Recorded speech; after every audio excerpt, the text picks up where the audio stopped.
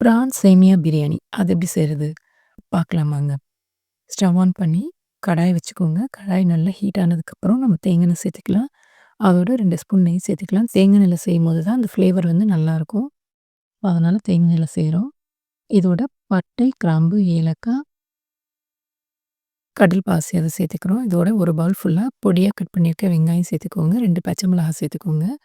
வெங்காயம் வந்து நல்ல கோல்டன் ப்ரவுன் கலர்ல ஃப்ரை ஆகணும். அது வரைக்கும் ஃப்ரை பண்ணிக்கோங்க.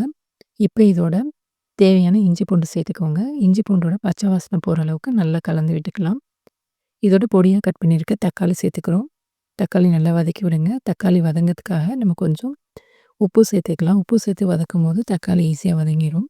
இதோட நம்ம பொடியா கட் பண்ணியிருக்க புதினா, கொத்தமல்லி அத தான் இப்போ சேர்க்குறோம். அதையும் சேர்த்து நல்லா வதக்கி விடுங்க. வதக்கி விட்டதுக்கப்புறம் தனி மிளகாய் தூள், பிரியாணி மசாலா, கொஞ்சமா மஞ்சள் தூள் அத சேர்த்து அந்த மசாலாவோட கலரெல்லாம் எண்ணெயில வர அளவுக்கு நல்லா வதக்கி விட்டுருங்க.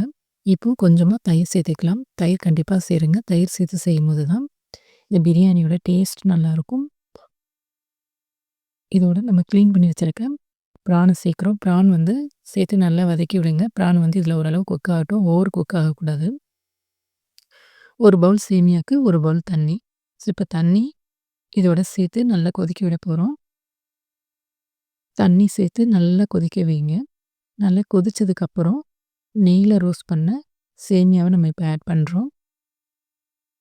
வறுத்து ஆட் பண்ணும்போது தான் அந்த சேமியா பிரியாணி நல்லாயிருக்கும். ஸோ, இப்ப அத நம்ம இப்ப ஆட் பண்ணியிருக்கோம். நல்லா கொதி வரட்டும். கொதி வந்ததுக்கப்புறம் அப்படியே சிம்ல வச்சுட்டு ஒரு 3 மினிட்ஸ் வந்து விட்டுருங்க. 3 மினிட்ஸ்க்கு அப்புறம் ஓப்பன் பண்ணி நல்லா கலந்து விட்டுட்டு, அதோட ஒரு 2 ஸ்பூன் வந்து நெய் நம்ம சேர்த்துக்கிறோம். 2 ஸ்பூன் நெய் சேர்த்துட்டு, இத அப்படியே மூடி கொஞ்ச நேரம் அப்படியே சிம்ல வச்சுருங்க. சிம்ல வச்சுட்டு அடுப்ப ஆஃப் பண்ணிட்டு, ஒரு 10 மினிட்ஸ்க்கு அப்புறம் தான் இத நம்ம ஓப்பன் பண்ணணும். அதுக்கு நடுவுல ஓப்பன் பண்ணக்கூடாது. இப்போ ஓப்பன் பண்ணி பார்க்கும்போது நம்மளோட பிரியாணி ரெடி ஆயிடுச்சு. சூப்பரான ஃப்ளேவர்ல ப்ரான் பிரியாணி ரெடி ஆயிடுச்சு. Okay viewers, don't forget two subscribe. Thank you.